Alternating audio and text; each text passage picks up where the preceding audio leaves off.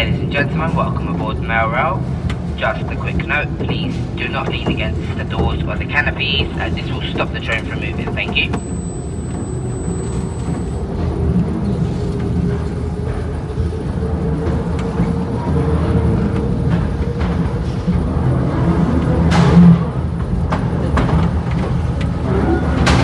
Hello and welcome to Mailrail. You're about to explore some of London's hidden underground postal railway. I'm Andy, your guide today, and I'm joined by Ray Middlesworth. Hi, Ray. Hi. I worked here as an engineer for 27 years, keeping the trains running. But not just any old trains. This unique narrow gauge railway was designed to carry mail, not people. So if you're feeling a little cramped, that's why. And although we have a driver today, the original mail trains were driverless. It was a huge network of automated electric trains running right under central London, carrying mail between main railway stations and sorting offices much faster than along the congested streets above our heads. And it's amazing to think construction of the railway began as far back as 1914, with the tunnels done by hand. Work was put on hold during the First World War. When the railway finally opened in 1927, it cut the journey time across London from a few hours to just 30 minutes. It was an engineering marvel. Railway ran almost non-stop, night and day, for over 75 years until 2003. As we explore, we'll be going back in time to see tunnels, loading platforms, and a few surprises. We'll be at our first stop in a few minutes.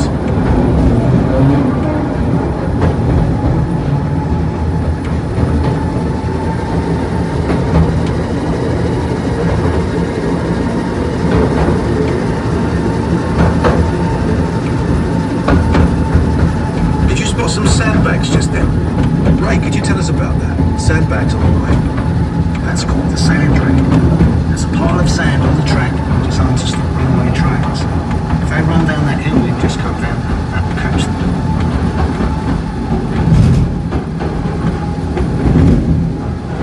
The platform you're about to see looks much as it did on the day it shut down in 2003. Ray, can you describe it for us? When Mailrail was running, this platform would be a hive of activity. You'd see people playing darts between the trains arriving, guys conversing back and forth and wheeling work up and down. It was a noisy and lively place to work. Ray's going to tell you more about life working on the railway as we take a trip down memory lane through the many decades of Mailrail.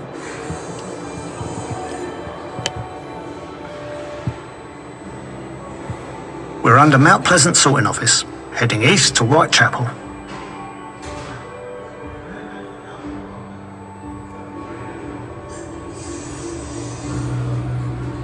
It was hard work down here, but we all thought we were part of something important. There was enormous team spirit.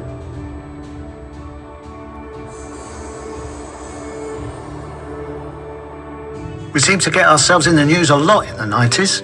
It didn't hurt that Bruce Willis made a film down here called Hudson Hawk.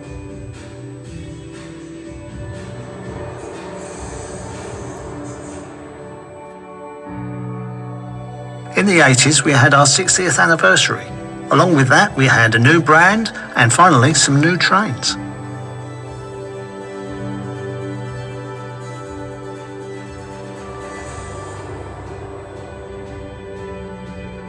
I'll tell you two things that sum up the 70s. Postcodes made life a lot easier, and strikes made life not so easy.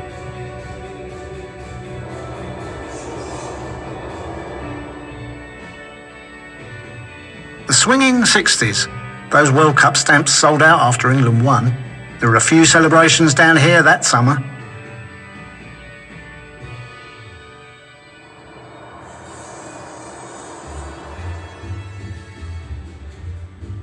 In the 50s, air travel became much more common, and so did airmail, and that meant even more of it travelled along Mailrail.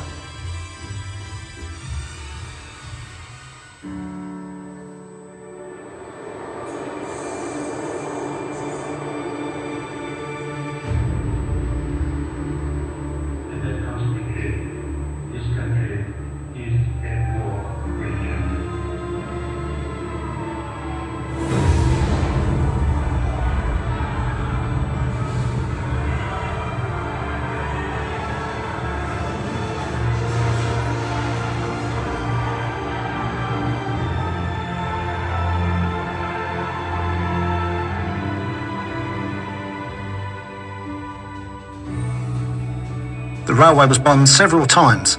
This station suffered the most damage when it was hit in 1943.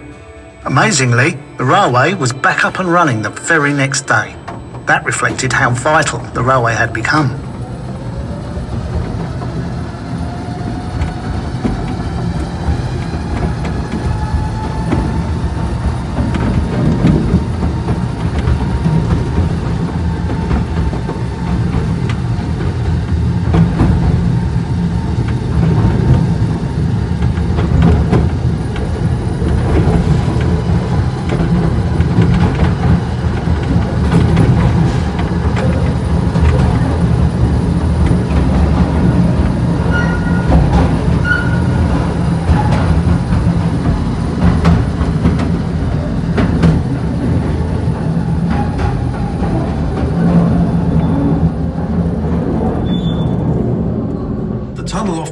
Leads to Liverpool Street Station, where mail was transferred to the main railway network. Further down that tunnel, it looks like a maintenance crew is checking the flood barriers. This side's good. What's that like? Big heavy steel doors that close it off. During the railway's construction, 10 men scrambled to safety when the nearby River Fleet broke into where they were digging. The barriers here were installed later, after the war, but they never had to be used. Ray, there's something else here that people might be interested in. Can you tell us about that? When we move off just up ahead, look down towards the track. You might catch a glimpse of the train graveyard where disused trains are stored. I must have looked for them at some time.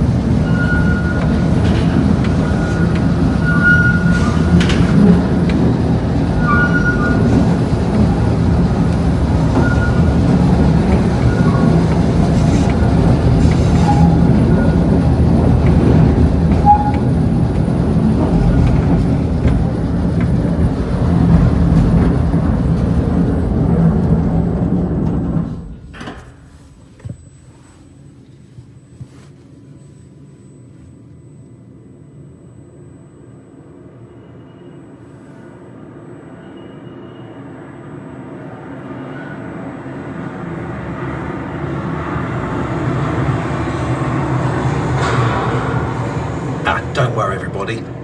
Just a power cut. Ray, can you explain? Power cuts happen from time to time when the railway was operational. We could draw power from the next station along to keep everything running. And of course, us guys in the engineering teams always kept the trains and track in good order. Okay, on we go.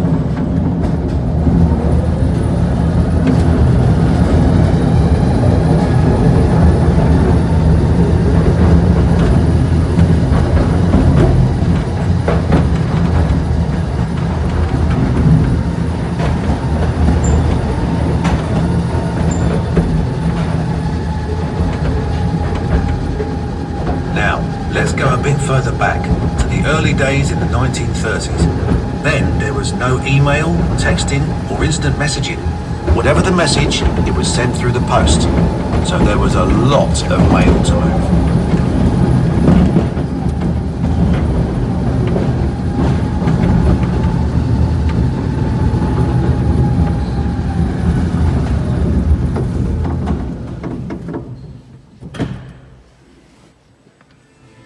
Trainloads of mail arrived at every station, every few minutes, with less than 60 seconds to unload and reload. Let's follow a few of those letters. This is the Colonel. He's writing to the famous poet W.H. Jordan at the GPO Film Unit. This is Kathleen. She's keeping in touch with her sweetheart in the Navy. And this is Mary. Her letter is very special because it's going to a princess. Darling bird, that Navy is keeping you away from me for far too long, and everyone says a war's coming. I do hope they're wrong. Dear Mr. Baldwin, I feel compelled to express my admiration for your work on the recent film about the night mail postal train.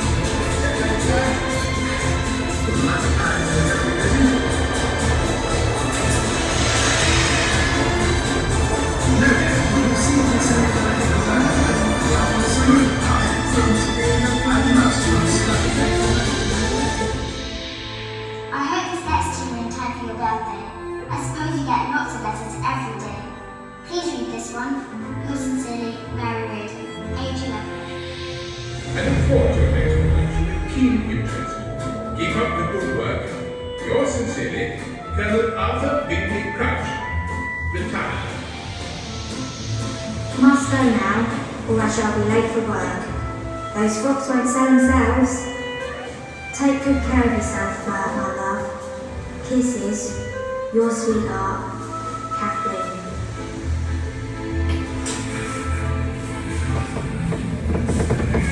So those 3 letters all got delivered quickly and safely. And so did the other 4 million which travelled along mail rail each and every day. You could say that mail rail's the beating heart of the British postal system.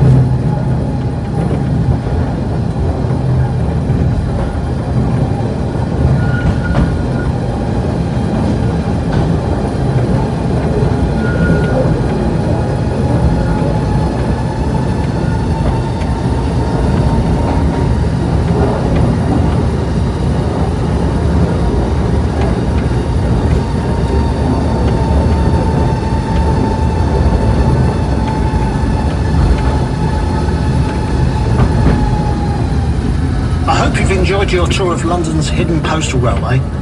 It was unique, and I love being part of the great team keeping the railway running. We hope you'll enjoy exploring the rest of the exhibition just as much. Goodbye. Goodbye.